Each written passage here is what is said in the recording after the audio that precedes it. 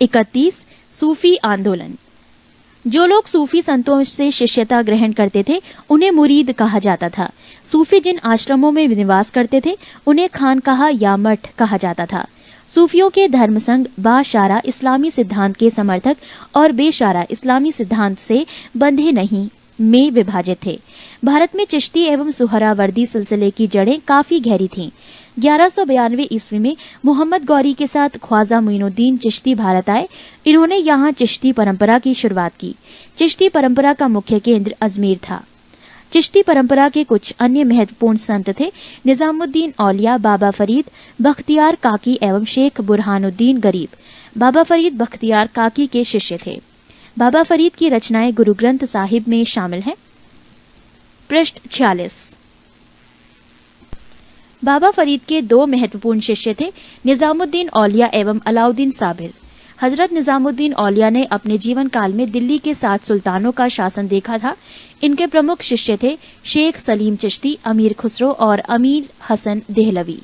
शेख बुरहानुद्दीन गरीब ने 1340 ईस्वी में दक्षिण भारत के क्षेत्रों में चिश्ती संप्रदाय की शुरुआत की और दौलताबाद को मुख्य केंद्र बनाया। सूफियों के सोहरावर्दी धर्म संघ या सिलसिला की स्थापना शेख शिहाबुद्दीन उमर सोहरावर्दी ने की, किंतु 1262 ईस्वी में इसके सुदृढ़ संचालन का श्रेय शेख बदरुद्दीन जकारिया को है। इन्होंने सिंध एवं मुल्तान को मुख्य केंद्र बनाया। सोहरावर्दी धर्म संघ के अन्य प्रमुख संत थे जलालुद्दीन तबरीजी, सैयद सुर्खजोश, बुरहान आदि। सोहरावर्दी सिलसिला ने राज्य के संरक्षण को स्वीकार किया था। शेख अब्दुल्ला सत्तारी ने सत्तारी सिलसिले की स्थापना की थी। इसका मुख्य केंद्र बिहार था। कादरी धर्म संघ या सिलसिला की स्थापना सैयद अब्दुल कादिर अल जिलानी ने बगदाद में की थी। भारत में इस सिलसिला के प्रवर्तक मोहम्मद गौस थे। इस सिलसिले के अनुयायी गाने बजाने के विरोधी थे।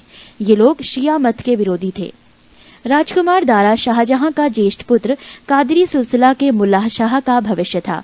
नक्शबंदी धर्म संघ या सिलसिला की स्थापना ख्वाजा उबैदुल्ला ने की थी। भारत में इस सिलसिला की स्थापना ख्वाजा बकी बिल्लाह ने की थी। भारत में इसके व्यापक प्रचार का श्रेय बकी बिल्लाह के शिष्य अकबर के समकालीन शेख अहमद सरहिंदी को था। फिरदौसी सोहरावर्दी सिलसिला की ही एक शाखा थी जिसका कार्यक्षेत्र बिहार था। इस सिलसिले को शेख शरीफ उद्दीन याहिया ने लोकप्रिय बनाया। याहिया ख्वाजा निजामुद्दीन के शिष्य थे। 28 विजयनगर साम्राज्य। विजयनगर साम्राज्य की स्थापना 1336 ईस्वी में हरिहर एवं बुक्का नामक 2 भाइयों ने की थी, जो 5 भाइयों के परिवार के अंग थे। विजयनगर का शाब्दिक अर्थ है जीत का शहर। हरिहर एवं बुक्का ने विजयनगर की स्थापना विद्यारण्य संत से आशीर्वाद प्राप्त करके की थी।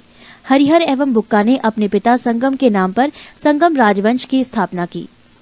संगम राजवंश के प्रमुख शासक हरिहर 1336 से 1356 ईस्वी, बुक्का प्रथम 1356 से 1377 ईस्वी, हरिहर द्वितीय 1377 से 1404 ईस्वी, देवराय प्रथम 1406 से 1422 ईस्वी, देवराय द्वितीय 1422 से 1446 ईस्वी, मल्लिकार्जुन 1446 से 1465 ईस्वी, विरूपाक्ष द्वितीय 1465 से 1485 ईस्वी। विजयनगर साम्राज्य की राजधानी हम्पी थी। विजयनगर साम्राज्य के खंडहर तुंगभद्रा नदी पर स्थित है। इसकी राजभाषा तेलुगु थी। हरिहर एवं बुक्का पहले वारंगल के काकातीय शासक प्रताप रुद्रदेव के सामंत थे। विजयनगर साम्राज्य पर क्रमशः निम्न वंशों ने शासन किया: संगम, सलूब, तुलूब एवं अराविडु वंश। बुक्का प्रथम ने वेदमार्ग प्रतिष्ठापक की उपाधि धारण की। हरिहर द्वितीय ने संगम शासकों में सबसे पहले महाराजा धीराज की उपाधि धारण की थी। इटली का यात्री निकोलो कांटी विजयनगर की यात्रा पर देवराय प्रथम के शासनकाल में आया। देवराय प्रथम ने तुंगभद्रा नदी पर एक बांध बनवाया ताकि जल की कमी दूर करने के लिए नगर में नहरें ला सकें। सिंचाई के लिए उसने दरहरिद्र नदी पर भी बांध बनवाया। संगम वंश का सबसे प्रतापी राजा देवराय द्वितीय था। इसे इमाड़ी देवराय भी कहा जाता था। फारसी राजदूत अब्दुल रज्जाक देवराय द्वितीय के शासनकाल में विजयनगर आया था। प्रसिद्ध तेलुगु कवि श्रीनाथ कुछ दिनों तक देवराय द्वितीय के दरबार में रहे। फरिश्ता के अनुसार देवराय द्वितीय ने अपनी सेना में 2000 मुसलमानों को भर्ती किया था एवं उन्हें जागीरें दी थीं। एक अभिलेख में देवराय द्वितीय को जगबेटकर हाथियों का शिकारी कहा गया है। पृष्ठ 41। देवराय द्वितीय ने संस्कृत ग्रंथ महानाटक सुधानिधि एवं ब्रह्मसूत्र पर भाष्य लिखा। मल्लिकार्जुन को प्रौढ़ देवराय भी कहा जाता था। सालूव नरसिंह ने विजयनगर में दूसरे राजवंश सालूव वंश 1485 से 1506 ईस्वी की स्थापना की। सालूव वंश के बाद विजयनगर पर तुलुव वंश का शासन स्थापित हुआ। तुलुव वंश 1505 से 1565 ईस्वी की स्थापना वीर नरसिंह ने की थी। तुलुव वंश का महान शासक कृष्णदेव राय था। वो 8 अगस्त 1509 ईस्वी को शासक बना। सालूव तिम्मा कृष्णदेव राय का योग्य मंत्री एवं सेनापति था। बाबर ने अपनी आत्मकथा बाबरनामा में कृष्णदेव राय की भारत का सर्वाधिक शक्तिशाली शासक बताया। कृष्णदेव राय के शासनकाल में पुर्तगाली यात्री डोमिगोस पायस विजयनगर आया था। कृष्णदेव राय के दरबार में तेलुगु साहित्य के 8 सर्वश्रेष्ठ कवि रहते थे, जिन्हें अष्ट दिग्गज कहा जाता था। उसके शासनकाल को तेलुगु साहित्य का क्लासिक युग कहा गया है। कृष्णदेव राय ने तेलुगु में अमुक्त माल्याद एवं संस्कृत में जाम्बवती कल्याणम की रचना की। पांडुरंग महात्म्यम की रचना तेनालीराम रामकृष्ण ने की थी। नागलपुर नामक नए नगर हजारा एवं विठल स्वामी मंदिर का निर्माण कृष्णदेव राय ने करवाया था। कृष्णदेव राय की मृत्यु 1529 ईस्वी में हो गई। कृष्णदेव राय ने आंध्र भोज, अभिनव भोज, आंध्र पितामह आदि उपाधि धारण की थी। तुलुव वंश का अंतिम शासक सदाशिव था। राक्षसी तंगड़ी या तलीकोटा या बन्नी हट्टी का युद्ध 23 जनवरी 1565 ईस्वी में हुआ। इसी युद्ध के कारण विजयनगर का पतन हुआ। विजयनगर के विरुद्ध बने दक्षिण राज्यों के संघ में शामिल था बीजापुर, अहमदनगर, गोलकुंडा एवं बीदर। इस संयुक्त मोर्चे का नेतृत्व अली आदिल शाह कर रहा था। तालीकोटा के युद्ध में विजयनगर का नेतृत्व राम राय कर रहा था। विजयनगर के राजाओं और बहमनी के सुल्तानों के हित 3 अलग अलग क्षेत्रों में आपस में टकराते थे। तुंगभद्रा के दोआब में, कृष्णा गोदावरी के कछार में और मराठावाड़ा प्रदेश में। तालीकोटा युद्ध के बाद सदाशिव ने तिरुमल के सहयोग से पेनुकोंडा को राजधानी बनाकर शासन करना प्रारंभ किया। विजयनगर के चौथे राजवंश अरावीडु वंश 1570 से 1672 ईस्वी की स्थापना तिरुमल ने सदाशिव को अपदस्थ कर पेनुकोंडा में किया। अरावीडु वंश का अंतिम शासक रंग तृतीय था। अरावीडु शासक वेंकट द्वितीय के शासनकाल में ही वोडेयार ने 1612 ईस्वी में मैसूर राज्य की स्थापना की थी। विजयनगर साम्राज्य की प्रशासनिक इकाई का क्रम घटते हुए इस प्रकार था: प्रांत मंडल, कोट्टम या वलनाडु जिला, नाडु मेला ग्राम 50 ग्राम का समूह, उर ग्राम। विजयनगर कालीन सेना नायकों को नायक कहा जाता था। ये नायक वस्तुतः भू सामंत थे, जिन्हें राजा वेतन के बदले अथवा उनकी अधीनस्थ सेना के रखरखाव के लिए विशेष भूखंड दे देता था, जो अमरम कहलाता था। आयंगर व्यवस्था प्रशासन को सुचारू रूप से संचालित करने के लिए प्रत्येक ग्राम को एक स्वतंत्र इकाई के रूप में संगठित किया गया था। इन संगठित ग्रामीण इकाइयों पर शासन हेतु 12 प्रशासकीय अधिकारियों की नियुक्ति की जाती थी, जिनको सामूहिक रूप से आयंगर कहा जाता था। ये अवैतनिक होते थे। इनकी सेवाओं के बदले सरकार इन्हें पूर्णतः लगान मुक्त एवं करमुक्त भूमि प्रदान करती थी। इनका पद आनुवांशिक होता था। वो इस पद को बेच या गिरवी रख सकता था। ग्राम स्तर की कोई भी संपत्ति इन अधिकारियों की इजाजत के बगैर ना तो बेची जा सकती थी और ना ही दान में दी जा सकती थी।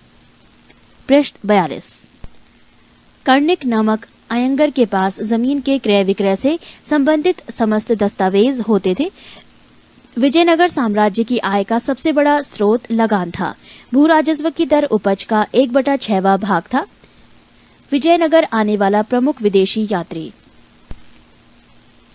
यात्री निकोलो कोंटी, देश इटली, काल 1420 ईस्वी, शासक देवराय प्रथम। यात्री अब्दुल रज्जाक, देश फारस, काल 1442 ईस्वी, शासक देवराय द्वितीय। यात्री नूनीज, देश पुर्तगाल, काल 1450 ईस्वी, शासक मल्लिकार्जुन। यात्री डोमिंग पायस, देश पुर्तगाल, काल 1515 ईस्वी, शासक कृष्णदेव राय। यात्री बारबोसा, देश पुर्तगाल, काल 1515 से 16 ईस्वी, शासक कृष्णदेव राय। विवाह कर वर एवं वधू दोनों से लिया जाता था। विधवा से विवाह करने वाले इस कर से मुक्त थे। उनबली ग्राम में विशेष सेवाओं के बदले दी जाने वाली लगान मुक्त भूमि की भूधारण पद्धति थी। रत कोडंगे युद्ध में शौर्य का प्रदर्शन करने वाले मृत लोगों के परिवार को दी गई भूमि को कहा जाता था। कूटग्गी ब्राह्मण मंदिर या बड़े भूस्वामी जो स्वयं कृषि नहीं करते थे, किसानों को पट्टे की भूमि दे देते थे। ऐसी भूमि को कूटग्गी कहा जाता था। वो कृषक मजदूर जो भूमि के क्रय विक्रय के साथ ही हस्तांतरित हो जाते थे, कूदी कहलाते थे। विजयनगर का सैन्य विभाग कदाचार कहलाता था तथा इस विभाग का उच्च अधिकारी दंडनायक या सेनापति होता था। टकसाल विभाग को जोरी खाना कहा जाता था। चेटियों की तरह व्यापार में निपुण दस्तकार वर्ग के लोगों को वीर पंजाल कहा जाता था। उत्तर भारत से दक्षिण भारत में आकर बसे लोगों को बड़वा कहा जाता था। विजयनगर में दास प्रथा प्रचलित थी। मनुष्यों के क्रय विक्रय को वेश वर्ग कहा जाता था। मंदिरों में रहने वाली स्त्रियों को देवदासी कहा जाता था। इनको आजीविका के लिए भूमि या नियमित वेतन दिया जाता था। नोट: विजयनगर की मुद्रा पैगोड़ा तथा बहमनी राज्य की मुद्रा हूण थी। 29. बहमनी राज्य। मोहम्मद बिन तुगलक के शासनकाल में 1347 ईस्वी में हसन गंगू ने बहमनी राज्य की स्थापना की। वो अलाउद्दीन हसन बहमन शाह के नाम से सिंहासन पर बैठा। इसने अपनी राजधानी गुलबर्गा को बनाया। इसकी राजभाषा मराठी थी। इसने अपने साम्राज्य को 4 प्रांतों में गुलबर्गा, दौलताबाद, बरार एवं बीदर में बांटा। इसकी मृत्यु 11 फरवरी 1358 ईस्वी को हो गई। अलाउद्दीन हसन के पश्चात उसका पुत्र मोहम्मद शाह प्रथम सुल्तान बना। इसके काल में ही सबसे पहले बारूद का प्रयोग बुक्का के विरुद्ध हुआ। भीमा नदी के तट पर फिरोजाबाद की स्थापना ताजुद्दीन फिरोज ने की थी। फिरोज खगोलकी को प्रोत्साहन देता था और उसने दौलताबाद के पास एक वैद्यशाला बनवाई थी। शहाबुद्दीन अहमद प्रथम ने अपनी राजधानी गुलबर्गा से हटाकर बीदर में स्थापित की। इसने बीदर का नया नाम मोहम्मदाबाद रखा। मोहम्मद तृतीय के शासनकाल में ख्वाजा जहां की उपाधि से महमूद गवाह को प्रधानमंत्री नियुक्त किया गया। महमूद गवाह ने बीदर में एक महाविद्यालय की स्थापना कराई। रियाजुल इंशा नाम से महमूद गवाह के पत्रों का संग्रह किया गया। बहमनी वंश के प्रमुख शासक मोहम्मद शाह प्रथम 1358 से 1375 ईस्वी, अलाउद्दीन मुजाहिद शाह 1375 से 1378 ईस्वी, दाऊद प्रथम 1378 ईस्वी, मोहम्मद शाह द्वितीय 1378 से 1397 ईस्वी, ताजुद्दीन फिरोज 1397 से 1422 ईस्वी, शिहाबुद्दीन अहमद प्रथम 1422 से 1436 ईस्वी, अलाउद्दीन अहमद द्वितीय 1436 से 1458 ईस्वी, सुल्तान शमसुद्दीन मोहम्मद तृतीय 1463 से 1482 ईस्वी।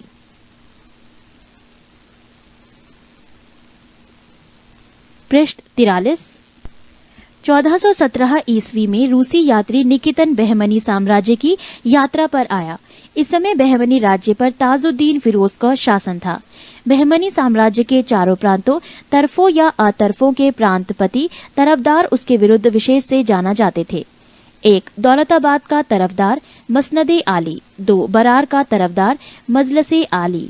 3. बीदर का तरफदार अजामे हुमायूं। गुलबर्गा का तरफदार मालिक नायब। बीजापुर गुलबर्गा तराफ में शामिल था। यह सबसे महत्वपूर्ण तराफ था। कलीम उल्लाह बहमनी वंश का अंतिम शासक था।